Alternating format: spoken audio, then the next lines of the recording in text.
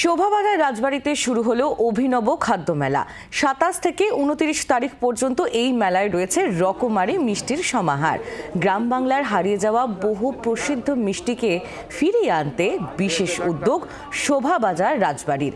রয়েছে পেরাকি, গজা, রাঙা আলুর পিঠে, আরও কত শত মিষ্টি। বেলা ৩টে থেকে রাত ৯টা পর্যন্ত চলবে এই মেলা। রকমারি খাবারের স্বাদ নিতে রাজবাড়িতে হাজির হচ্ছেন বহু মানুষ।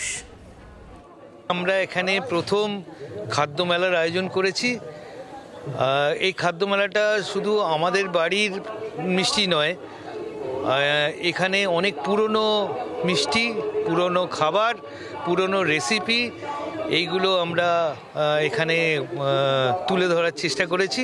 তাছাড়া আমাদের আরও উদ্দেশ্য হচ্ছে ছোট ছোট যারা খাবার তৈরি করেন, ভালো ভালো খাবার তৈরি করেন, পুরনো রেসিপিতে খাবার তৈরি করেন, তাদেরকে সামনে নিয়ে আসা।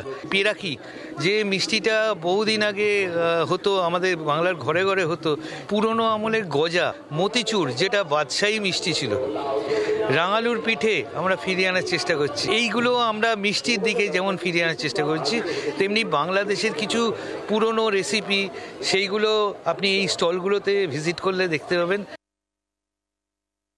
শোভাবাজার রাজবাড়ি দুর্গাপূজা বিখ্যাত প্রথম দিন থেকেই, কিন্তু আমরা ছোটরা ভেবেছিলাম যে কলকাতায় বিভিন্ন পুরোনো দিনের রান্না, রাজবাড়ির রান্না, হারিয়ে যাওয়া রান্না, তাদের ফিরিয়ে আনার চেষ্টা করেছি। কেবিন কালচারও রেখেছি। তেমন আমাদের রাজবাড়ির অনেক পুরোনো দিনের মিষ্টি, যেগুলো ৭-৮ প্রজন্ম ধরে মানুষরা মেদিনীপুর থেকে মিঠাই বানানোর জন্য আসে, তাদের জন্য আমরা মিঠাই ব্যবস্থা করেছি, যেটা এই মিঠাই ঘরের মধ্যে আমরা প্রবেশ করতে পারি না। ভেন গজ যেটা বলি, ভেন বসে, সেই ভেন বসিয়ে আমরা মিঠাই তৈরি করেছি। অনেকে এরকম আছে রসগোল্লা নিয়ে এসছে তাদের নিজের জায়গা থেকে, বাড়ির বানানো রসগোল্লা।